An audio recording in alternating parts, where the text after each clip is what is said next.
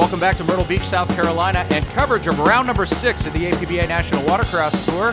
Dave Arnold, Ian Howard along with you as we come back to Paul Puchowski, who got bucked off the saddle of his ride after gaining the whole shot, Dave. So Puchowski, we were just talking about the fact that could the veteran hold on?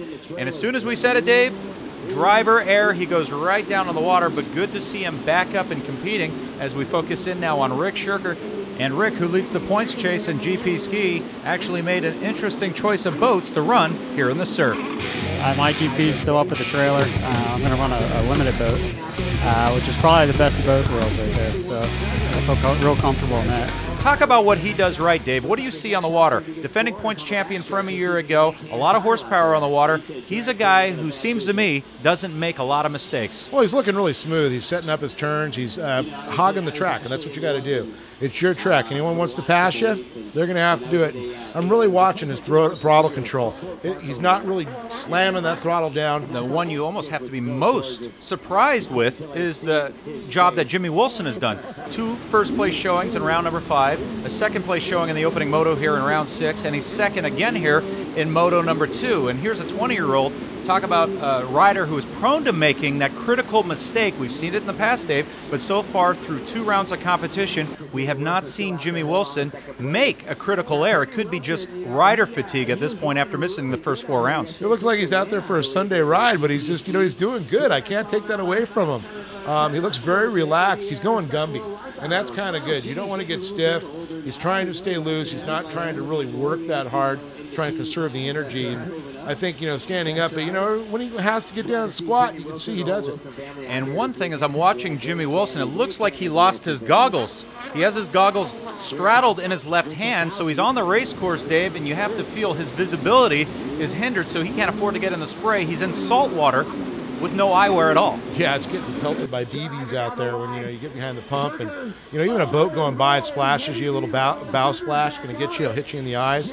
So he's got to stay. He's staying wide berth of the lines. You can see he's not following anybody, and that's the key right now. He's cutting across their wake. He's staying either to the left or the right of it. And with the checkered flag out, Rick Shurker will hold on and capture his second consecutive moto win. A late push there by Jimmy Wilson was for naught as he couldn't rein in Rick Shurker. So looking at the overall results for round number 6, the tables were turned. Rick Shurker, 2 moto wins.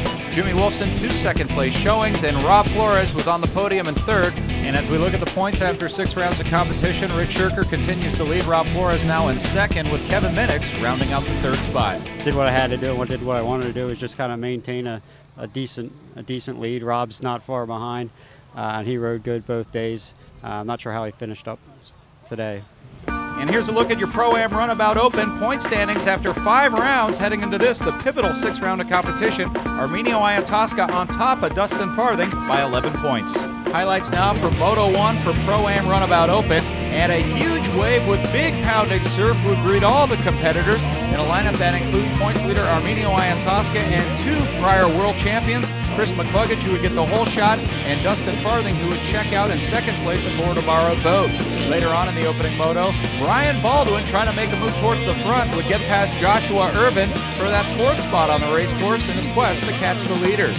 Later on in the moto, with Chris McCluggage continuing the lead, it would be more bad luck for Eric Francis. After being involved in a violent accident yesterday in round 5, he would be forced out with mechanical issues. And through it all, emerging with the win in moto number 1 would be Chris McCluggage, the man who has more pro runabout world titles than any other rider.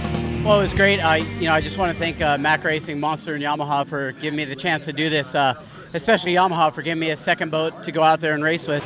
Set now for moto number 2 for Pro-Am Runabout Open. This should be an interesting second moto day. Some heavy hitters in the lineup. 12-time overall world champion Chris McCluggage, alongside 16-time overall world champion Dustin Farthing. And we go on board with Robert Greenwald, Dave, so you get a perspective from behind of what it's like to chase down world champions in front of you. And just as we expected, McCluggage gets his 2nd consecutive hole shot on the heels of winning the opening moto.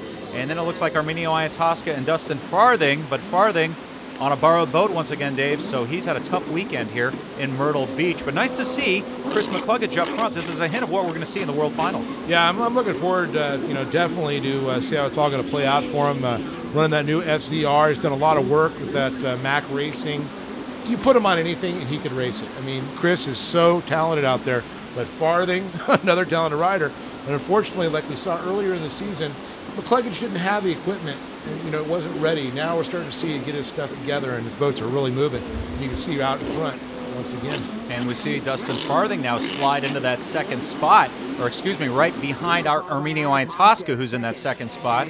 So it's up front, Chris McCluggage, followed by Arminio Iantosca, who took the overall in round number 5 and is challenging for an overall here in round number 6. And then Farthing back there in third. So can Chris McCluggage, coming back after an absence of 2 rounds since he competed in Parker, hold on and take the overall here in round 6? Stay with us to find out. We'll have more right after this. Coverage of the APBA National Watercross Tour from Myrtle Beach, South Carolina has been made possible by HydroTurf, by Yamaha, by Sea-Doo, by Monster Energy Drinks, and by the Myrtle Beach Chamber of Commerce.